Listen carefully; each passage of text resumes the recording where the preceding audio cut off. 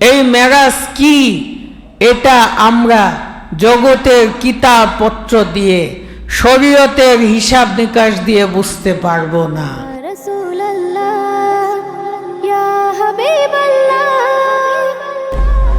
বিসমিল্লাহির রহমানির রহিম। আলহামদুলিল্লাহ ওয়াসসালাতু ওয়াসসালামু আলা রাসূলিল্লাহি সাল্লাল্লাহু আলাইহি ওয়াসাল্লাম ওয়া আলা আলিহি ওয়া সাহবিহি আজমাইন ওয়া মান তাবি'আহুম ফি ইহসানি আলা ইয়াউমিদ্দিন, আম্মা বাদ। উপস্থিত সম্মানিত আশিকে রাসূল ভাই ও বোনেরা, আপনারা আমার সালাম গ্রহণ করুন। আসসালামু আলাইকুম ওয়া রাহমাতুল্লাহি ওয়া বারাকাতুহু। আপনারা সবাই কেমন আছেন? লক্ষ কোটি শুকরিয়া জানাই সেই মহান রব্বুল ইজ্জতের দরবারে, যিনি দয়া করে আজকের এই পবিত্র দিনে একদিকে ইয়াউমুল জুমা, জুমার দিন, অপরদিকে লাইলাতুল মেরাজের এই পবিত্র রজনীতে যে মহান রব্বুল ইজ্জত দয়া করে আমাদেরকে মিরপুর দরবার শরীফে হাজির হওয়ার তৌফিক দান করেছেন, সকলে সেই মহান মালিকের দরবারে শুকরিয়া জ্ঞাপন করে বলি আলহামদুলিল্লাহ। লাকাল হামদান কাসীরান তাইয়্যিবান মুবারাকান ফি। লাখো দরুদ ও সালাম জানাই ব্যথার বেথি, মদিনার জ্যোতি, আশিকের সাথী, বিশ্বসভার সভাপতি সরকারে দো আলম জনাবে মুহাম্মদুর রাসূলুল্লাহ সাল্লাল্লাহু আলাইহি ওয়াসাল্লামের পরশময় কদম মোবারকে, যিনি দয়া করে এই মেরাজের মাধ্যমে উম্মতে মুহাম্মদীর জন্যে আল্লাহকে পাওয়ার পথ দয়া করে উন্মোচন করে দিয়ে গিয়েছেন। আজ পবিত্র লাইলাতুল মেরাজ। আরবি লাইলুন শব্দের অর্থ রজনী, আর মেরাজ শব্দের অর্থ ঊর্ধ্বলোকে গমন। এটাকে এক করলে অর্থ হয় ঊর্ধ্বলোকে গমনের রজনী। সম্মানিত আশিকে রাসূল ভাইরা, আসলে প্রকৃতপক্ষে এই রজনীটা কি ছিল উম্মতে মুহাম্মদী হিসেবে আমাদের জানার দরকার আছে। কি আছে না নাই? আসলে আমার পূর্ববর্তী বক্তাগণ তাদের আলোচনায় এই রজনী সম্পর্কে বিশদ আলোচনা করেছেন। তাদের সাথে যোগ করে আমি কিছু কথা বলবো। ওয়ামা তৌফিক ইল্লা বিল্লাহ। আপনারা জানেন বিশ্বনবী মুহাম্মদুর রাসূলুল্লাহ সাল্লাল্লাহু আলাইহি ওয়াসাল্লাম ছিলেন সর্বকালের, সর্বযুগের সর্বশ্রেষ্ঠ মহামানব। আল্লাহ তাবারক ওয়া তাআলা তার জন্মের পূর্বেই তার পিতাকে দুনিয়া থেকে নিয়ে গিয়েছিলেন। তার জন্মের পর তার জন্মদাতা মাকেও জগৎ থেকে নিয়ে গিয়েছিলেন। যখন তার পিতা মাতা ছিল না, তখন রাহমাতাল লিল আলামিন তার দাদা আব্দুল মুত্তালিবের ঘরে লালন পালন হয়েছিলেন। দাদার ইন্তেকালের পর সেই দাদা ওসিয়ত করে গিয়েছিলেন, আমার এই নাতিকে এখন থেকে আবু তালিবকে দায়িত্ব দিলাম, তুমি আমার নাতিকে দেখে রাখবে। সম্মানিত আশিকে রাসূল ভাইরা, সেই থেকে রাহমাতাল লিল আলামিন বড় হচ্ছিলেন, লালন পালন হচ্ছিলেন তার চাচার ঘরে। যখন 25 বছর বয়সে রাহমাতাল লিল আলামিন বিবাহ বন্ধনে আবদ্ধ হলেন, তখন চাচার পাশাপাশি মা খাদিজাতুল কুবরা একদিকে তার স্ত্রী ছিলেন, অপরদিকে তার অভিভাবকের মতো ছিলেন। ভালো হোক মন্দ হোক সব কিছু দেখাশোনা মা খাদিজাতুল কুবরা রাদিয়াল্লাহু তাআলা আনহা করতেন। এরই মাঝে যখন ইসলামের আবির্ভাব হলো, আল্লাহর দ্বীনের প্রচার যখন রাহমাতাল লিল আলামিন শুরু করলেন, যখন কাফেরদের কাছে আল্লাহর একত্ববাদের দাওয়াত তুলে ধরলেন, সেই সময় কাফেররা কি অত্যাচার নির্যাতন করেছে তা আপনারা সবাই জানেন। এমতো অবস্থায় রাহমাতাল লিল আলামিনকে সর্বদিক থেকে মা খাদিজাতুল কুবরা রাদিয়াল্লাহু তাআলা আনহা সব দিক থেকে সেফ করে নিরাপদে রেখে চেষ্টা করেছিলেন রাহমাতাল লিল আলামিনকে রক্ষা করতে। কিন্তু যখন আল্লাহর পক্ষ থেকে ডাক আসলো, একদিকে তার চাচা জগৎ থেকে বিদায় নিলেন, যেই চাচার ঘরে তিনি লালন পালন হয়েছিলেন তিনি আল্লাহর ডাকে সাড়া দিয়ে চলে গেলেন। অপরদিকে খাদিজাতুল কুবরা রাদিয়াল্লাহু তাআলা আনহা তিনিও কাছাকাছি সময়ে দুনিয়া থেকে বিদায় নিলেন, আল্লাহর ডাকে সাড়া দিয়ে চলে গেলেন। এই দুইজন নিকটস্থ রাহমাতাল লিল আলামিনের অভিভাবকের বিয়োগ বেদনা রাসূলকে ভীষণ কষ্ট দিচ্ছিল। রাহমাতাল লিল আলামিন বুঝতে পারলেন আমার মাথার উপরে আর কোনো ছাদ নেই, আল্লাহ ছাড়া আমার আপন জগতে আর কেউ নেই। এই কষ্ট দুঃখ নিয়ে রাহমাতাল লিল আলামিন ভাবলেন, আমি আল্লাহর একত্ববাদের দাওয়াত দিব, তবে মক্কাবাসী যেহেতু এই আল্লাহর একত্ববাদের দাওয়াত গ্রহণ করছে না, এক কাজ করি, আমি যেই হালিমাতুস সাদিয়ার বাড়িতে তথা তায়েফে যেই জায়গায় দুধমার বাড়িতে বড় হয়েছি, সেখানে তো আমাদের দুধ মামারা আছে, আমার পরিচিত অনেকে আছে, তাদের কাছে গেলে হয়তোবা তারা আমার এই ইসলাম গ্রহণ করবে, তারা আল্লাহর একত্ববাদে বিশ্বাস স্থাপন করবে। আল্লাহ রাসূল সাল্লাল্লাহু আলাইহি ওয়াসাল্লাম কয়েকজন সাহাবায়ে কেরামকে নিয়ে রওনা করলেন সেই তায়েফের উদ্দেশ্যে। সেই তায়েফের মাটিতে যে রাহমাতাল লিল আলামিন যখন সেই তায়েফের কাফেরদের কাছে আল্লাহর একত্ববাদের ঘোষণা দিয়ে বলছিলেন, তোমরা যেই দেব দেবীর উপাসনা করো তা সঠিক নয়, বরং আল্লাহতে ঈমান আনো, বলো লা ইলাহা ইল্লাল্লাহু মুহাম্মাদুর রাসূলুল্লাহ সাল্লাল্লাহু আলাইহি ওয়াসাল্লাম। এই কথা বলার পর সেই তায়েফবাসী পাষাণ্ড তায়েফের লোকেরা সেই তায়েফের কিছু সংখ্যক কাফের বাচ্চা শিশুকে লেলিয়ে দিলেন, বললেন, তোমরা যদি মুহাম্মদ ইবনে আবদুল্লাহকে হত্যা করতে পারো, মেরে ফেলতে পারো, তোমাদেরকে পুরস্কৃত করা হবে, পুরস্কার দেওয়া হবে। এই কথা শোনার পর তায়েফের সেই কাফের বাচ্চাগুলো তায়েফের জমিন থেকে পাথর নিয়ে রাহমাতাল লিল আলামিনের সারা শরীর মোবারকে এমনভাবে আঘাত করছিল, তায়েফের জমিনে রাহমাতাল লিল আলামিনের রক্ত পড়ছিল ফোঁটায় ফোঁটায়। যখন তায়েফের জমিনে পড়ছিল তারা আনন্দ করছিল, তারা রাহমাতাল লিল আলামিনের হত্যার আনন্দে মাতোয়ারা হয়ে গেল। এমন সময় সাহাবায়ে কেরামদের মধ্যে যিনি উপস্থিত ছিলেন তিনি রাহমাতাল লিল আলামিনকে বারবার সেভ করতে চাচ্ছিলেন, কিন্তু আপনারা জানেন, অনেক মানুষ যদি একজনের উপর ঝাঁপিয়ে পড়ে, তাকে কি চাইলে রক্ষা করা যায়?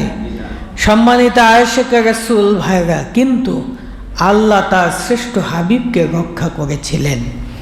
সাহাবায়ে কেরামগণ রাহমাতাল লিল আলামিনকে নিয়ে একটা পাহাড়ের আঙ্গুর বাগানে নিয়ে অবস্থান করলেন। সেখানে রাহমাতাল লিল আলামিনকে সেবা শুশ্রূষা করতে লাগলেন। উপস্থিত সাহাবায়ে কেরামগণ আল্লাহর দরবারে প্রার্থনা করতে লাগলেন, মোনাজাত করে হাত তুলে বলতে লাগলেন, হে দয়াল মাওলা, দয়াল খোদা, এই তায়েববাসীকে এই মুহূর্তে ধ্বংস করে দাও, শেষ করে দাও, এদেরকে আর তোমার জমিনে বাঁচতে দিও না। এমন সময় রাহমাতাল লিল আলামিন, তিনি তো প্রেমের নবী, তিনি তো মায়ার নবী, তিনি তার সাহাবায়ে কেরামদেরকে বললেন, হে সাহাবীরা, তোমরা প্রার্থনা করো না, বরং আমি প্রার্থনা করি, তোমরা আমার সাথে অংশগ্রহণ করো। আল্লাহ রাসূল সাল্লাল্লাহু আলাইহি ওয়াসাল্লাম দুই হাত তুলে রাব্বুল ইজ্জতের দরবারে প্রার্থনা করে বললেন, হে দয়াল মাওলা, দয়াল খোদা, তায়েববাসী আমার উপর অত্যাচার করেছে, আমার উপর নির্যাতন করেছে, তুমি যদি তাদেরকে ধ্বংস করো, আমি কার কাছে তোমার আদর্শ তুলে ধরব? তুমি দয়া করে তাদেরকে ক্ষমা করে দাও, তুমি তাদেরকে মাফ করে দাও, তুমি তাদেরকেও ঈমানদার বলে কবুল করে নাও, তাদেরকে ইসলামের আলোয় আলোকিত করে দাও। সম্মানিত আয়েশা রাসূল ভাইরা, সেই সময় সাহাবীরা হতবাক হয়ে গেলেন, অবাক হয়ে গেলেন, রাহমাতাল লিল আলামিন কি বলছে, তার সাথে এত অত্যাচার, এত নির্যাতন, কি প্রার্থনা তিনি করছেন। সম্মানিত আয়েশা রাসূল ভাইরা, তিনি তো রাহমাতাল লিল আলামিন, তিনি তো জগতের রহমত, তিনি কি কারোর জন্য গজব আনতে পারেন? সম্মানিত আয়েশা রাসূল ভাইরা যখন তায়েফ থেকে পুনরায় মক্কায় ফিরে আসলেন, একদিকে নিজের সর্বকাছের ব্যক্তিদেরকে হারিয়েছেন, আবু তালিব চাচাকে এবং মা খাদিজাতুল কুবরা রাদিয়াল্লাহু তাআলা আনহুকে হারিয়েছেন। অপরদিকে তায়েববাসীর অত্যাচার, কষ্ট রাহমাতাল লিল আলামিনের হৃদয়ে জর্জরিত। তিনি মনের কষ্টে তিনি বুঝলেন, আমার রাব্বুল ইজ্জত বাদে জগতে আর কেউ নেই। সম্মানিত আয়েশা রাসূল ভাইরা, মনের দুঃখ বেদনা নিয়ে তিনি যখন মক্কার পাদদেশে, মক্কা প্রাঙ্গণে যে আল্লাহর ইবাদত বন্দেগী করতে করতে অজর নয়নে কাঁদতে কাঁদতে ঘুমিয়ে পড়লেন, সেই সময় সেই মনের অবস্থা রাব্বুল আলামিন বুঝে ফেললেন। সম্মানিত আয়েশা রাসূল ভাইরা, রাব্বুল ইজ্জত মহান রাব্বুল আলামিন দয়া করে তার শ্রেষ্ঠ হাবিব রাহমাতাল লিল আলামিনকে সান্ত্বনা দেওয়ার জন্যে, মনের কষ্ট দূর করার জন্যে এই মেরাজের রজনী সংগঠিত করেছিলেন। পবিত্র কোরআনে আল্লাহ তাবারক ওয়া তাআলা ঘোষণা করেন, আমাদেরকে জানিয়েছেন, বিসমিল্লাহির রহমানির রহিম, সুবহানাল্লাযী আসরা বিআবদিহি লাইলাম মিনাল মসজিদিল হারাম ইলাল মসজিদিল আকসা ইলা আখির। সেই মহিমাময় মহান রাব্বুল ইজ্জতের পবিত্রতা প্রশংসা ঘোষণা করি, যিনি তার বান্দাকে এক রজনীতে মসজিদুল হারাম থেকে মসজিদুল আকসায় পৌঁছেছিলেন, পরিভ্রমণ করিয়েছিলেন। সম্মানিত আয়েশা রাসূল ভাইরা, সেই ঘটনাটা আমাদের জানার দরকার আছে কি, আছে না নাই? আসলে ঘটনাটা কি কি হয়েছিল সেই সময়? রাহমাতাল লিল আলামিনের যখন মনে দুঃখ বেদনা, মন যখন ভারাক্রান্ত, সেই রজনীতে, এই লাইলাতুল মেরাজের রজনীতে আল্লাহ তাবারক ওয়া তাআলা তার জিবরাইল আমিনকে পাঠিয়েছিলেন, হে জিবরাইল, তুমি যাও আমার পেয়ারা দুস্ত, আমার পেয়ারা হাবিবকে আমার কাছে নিয়ে আসো। রাহমাতাল লিল আলামিন মক্কার পাদদেশে বিভোর ঘুমে এমন সময় জিবরাইল আমিন সাথে বোরাক নিয়ে তার সামনে এসে হাজির হলেন।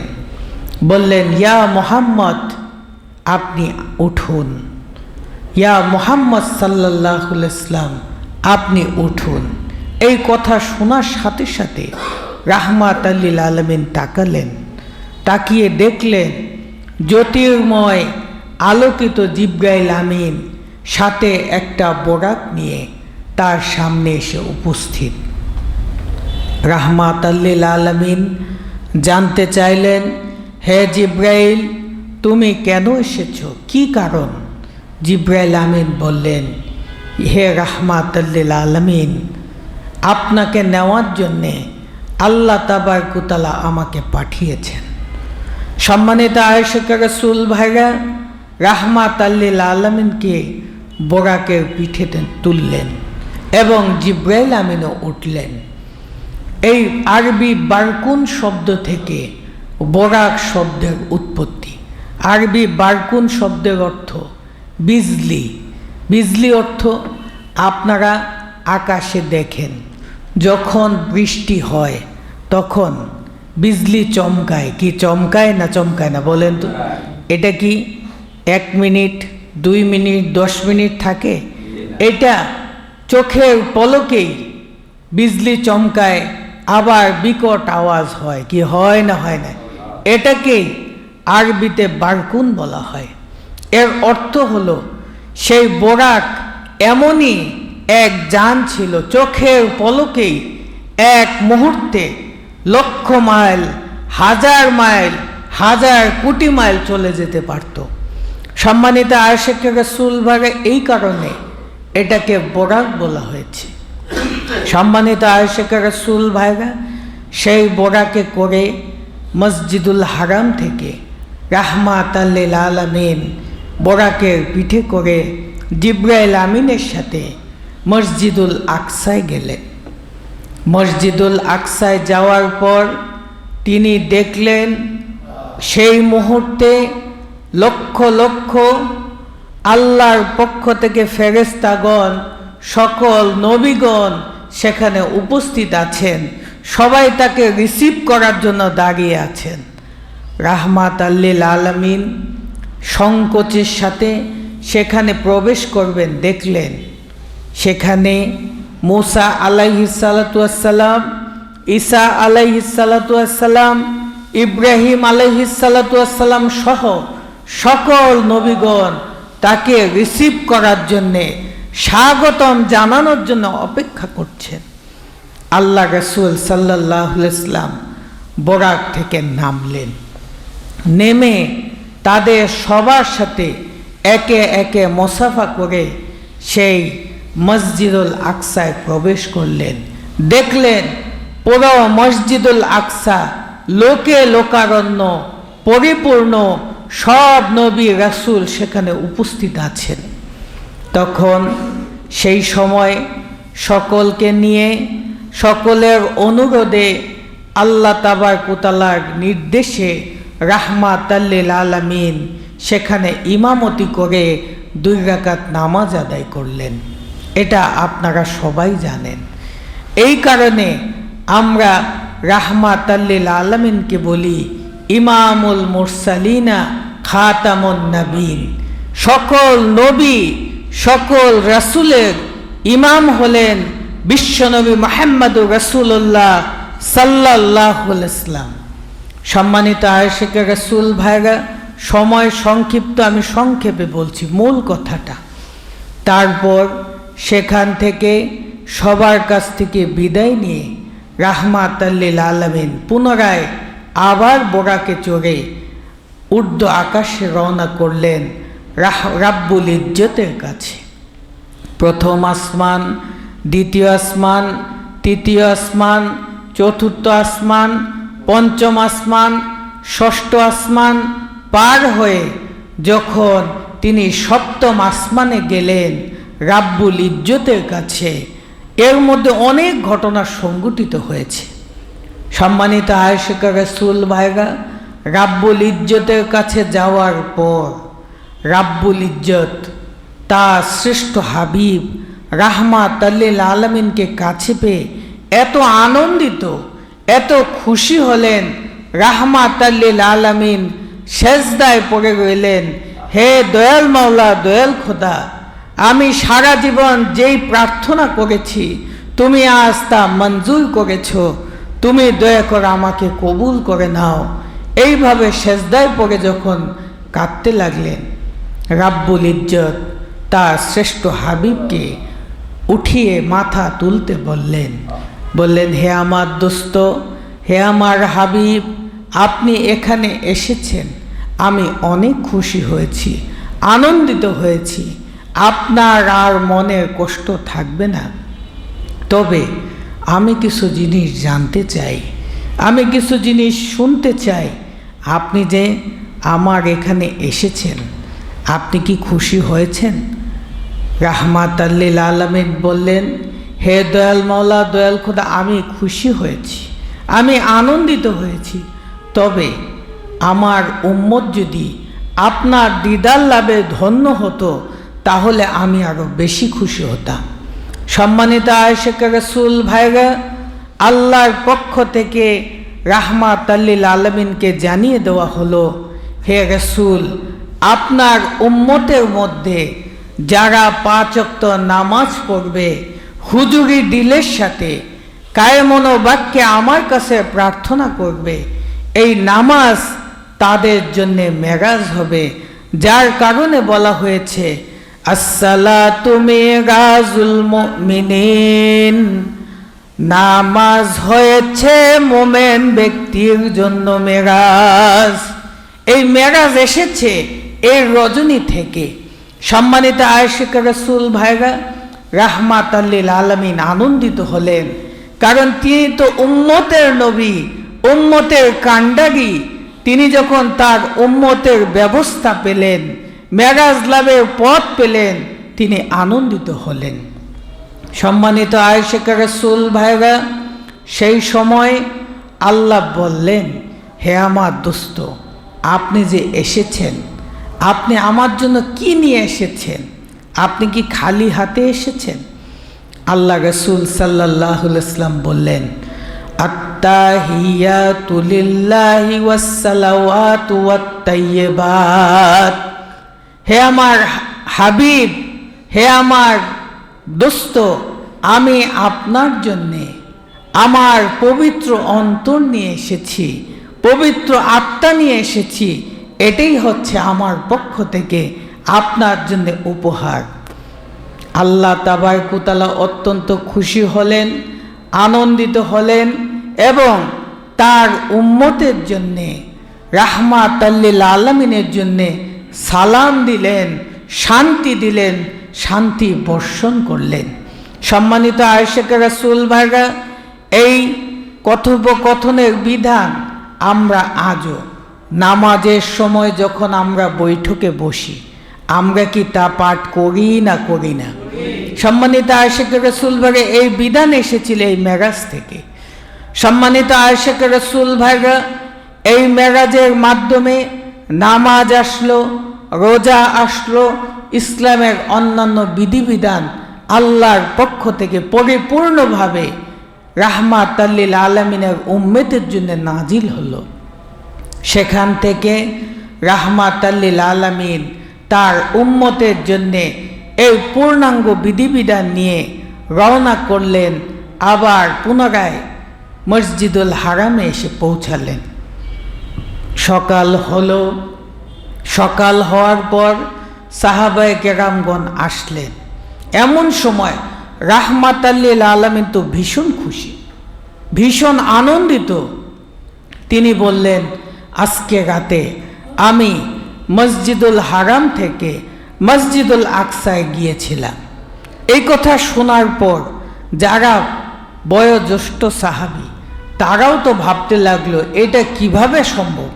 এটা কি সম্ভব? এক রাতে মসজিদুল হারাম থেকে মসজিদুল আকসায় কিভাবে যায়? নিজেদের মধ্যে আলোচনা হতে শুরু করলো। এমন সময় কাফের মুশরিকগণ তারা হাসি ঠাট্টা করতে লাগলো, বলতে লাগলো, আগে জানতাম মোহাম্মদ পাগল হয়ে গিয়েছে, এখন বুঝতে পারছি সত্যি সে পাগল। এটা কি আদৌ সম্ভব? এটা কি কোনোদিন সম্ভব? এক রাতে মসজিদুল হারাম থেকে মসজিদুল আকসায় যায়, এটা কিভাবে সম্ভব? নিজেরা সমালোচনা করতে লাগলো। এক শ্রেণীর কাফেরগণ দৌড়ে গেল আবু বকর রাদিয়াল্লাহু তাআলা আনহুর বাড়িতে, যে বলল, আবু বকর রাহমাতাল লিল আলামিন মুহাম্মদ ইবনে আব্দুল্লাহ বলছে সে নাকি এক রাতে মসজিদুল হারাম থেকে মসজিদুল আকসায় গিয়েছে, এখনো কি তোমরা বলবে তার মাথা ঠিক আছে? এই কথা শুনে আবু বকর রাদিয়াল্লাহু তাআলা আনহু বললেন, আমি রাহমাতাল লিল আলামিনের মুখ থেকে শুনতে চাই তিনি কি বলেন। তিনি ছুটে গেলেন সবাইকে নিয়ে দয়াল রাসূল সাল্লাল্লাহু আলাইহি ওয়াসাল্লামের কাছে। যে দেখলেন বিশাল দলবল নিয়ে কাফেররা রাসূলের চারপাশ ঘিরে রেখেছে, ঘিরে রেখে বলছে, মোহাম্মদ পাগল, মোহাম্মদ যা বলছে এগুলো বিশ্বাসযোগ্য নয়।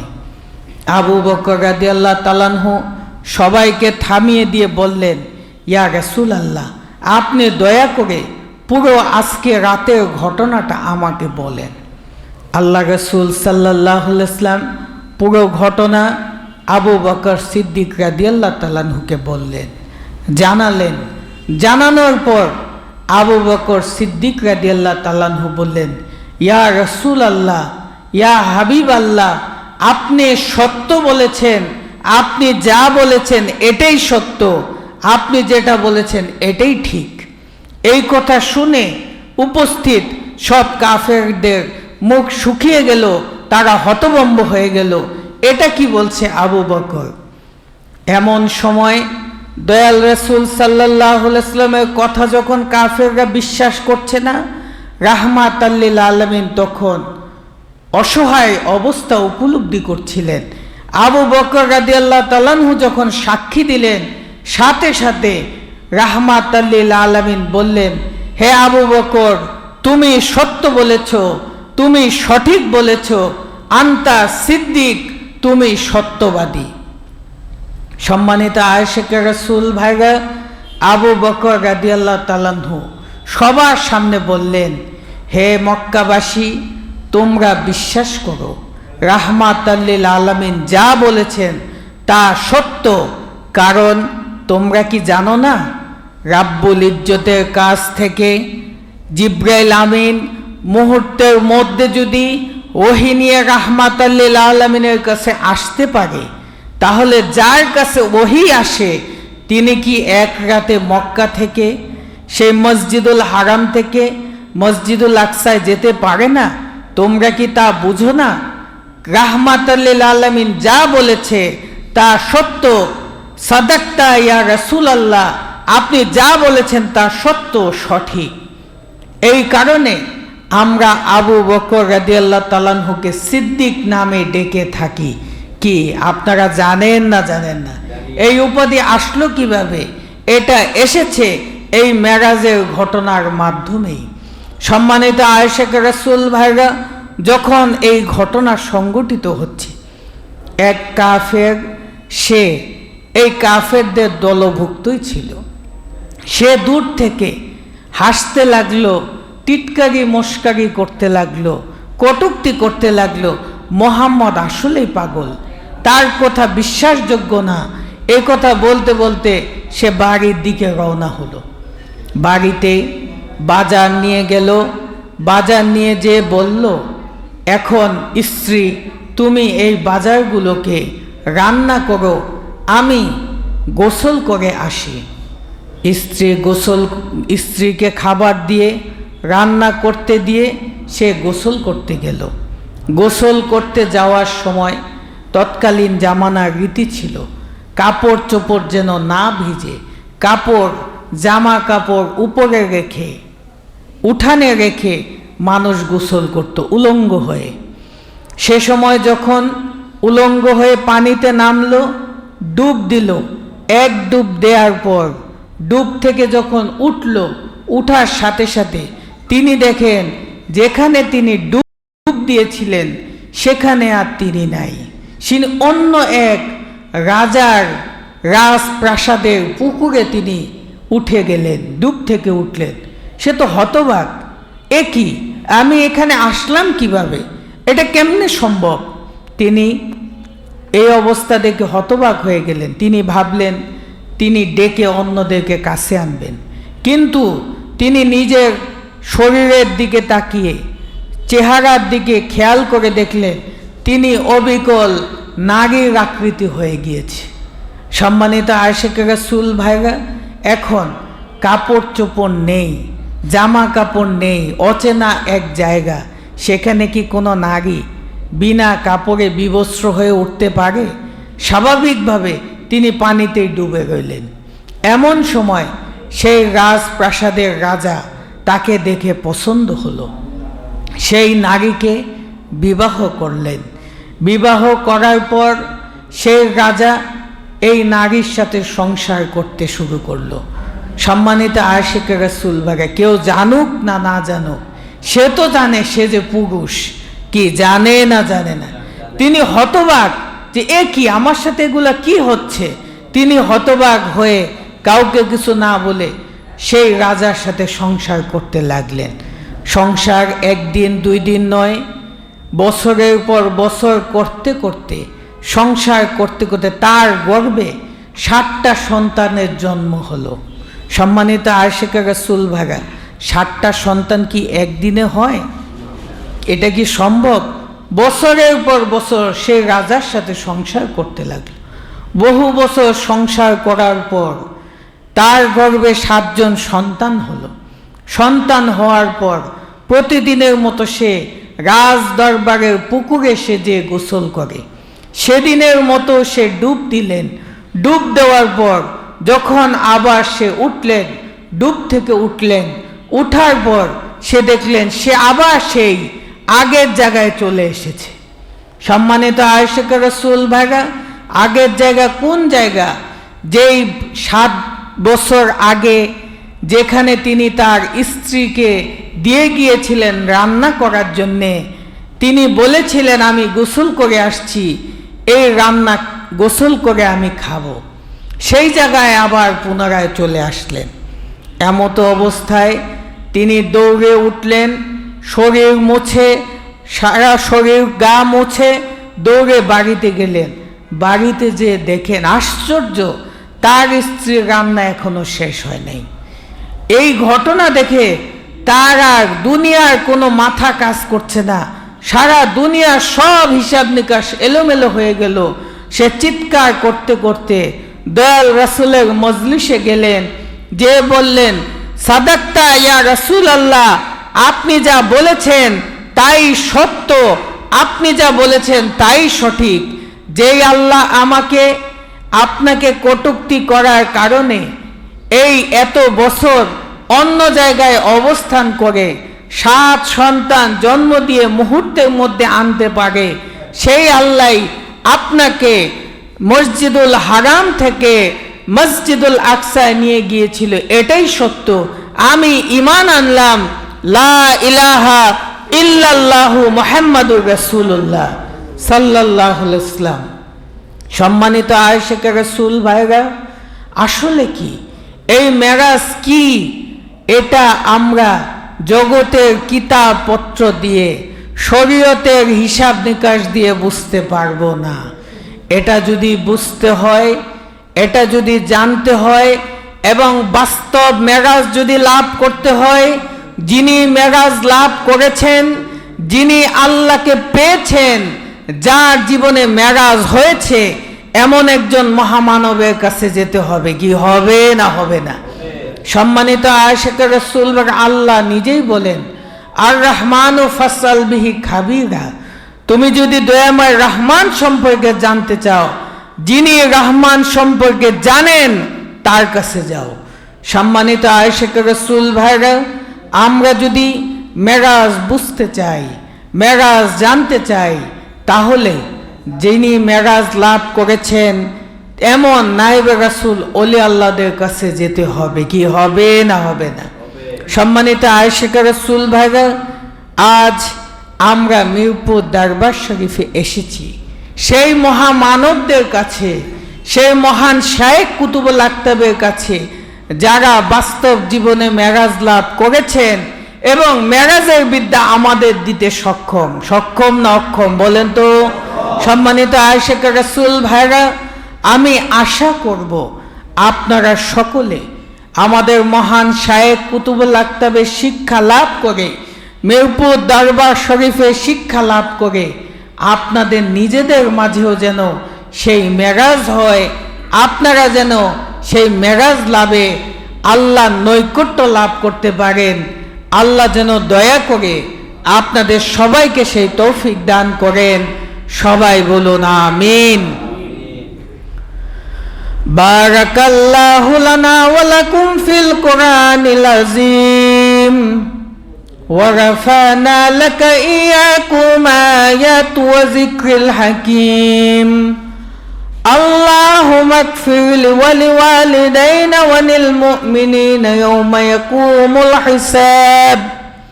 السلام على المرسلين والحمد لله رب العالمين.